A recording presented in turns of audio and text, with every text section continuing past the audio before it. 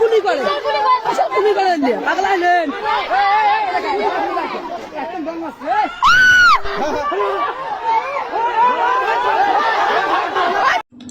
গতকালকে একটা ভিডিও করেছিলাম, যে ভিডিওতে আমি দেখিয়েছিলাম যে ভারতীয় বিএসএফ সদস্যরা কিভাবে বাংলাদেশের বিজেপি সদস্যদের পায়ে ধরে আর্তনাদ করছে তাদেরকে ছেড়ে দেওয়ার জন্য।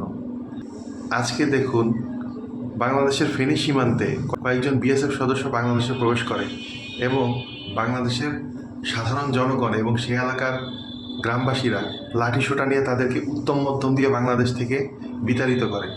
এই লজ্জা ভারত এবং বিএসএফ কিভাবে লুকাবে?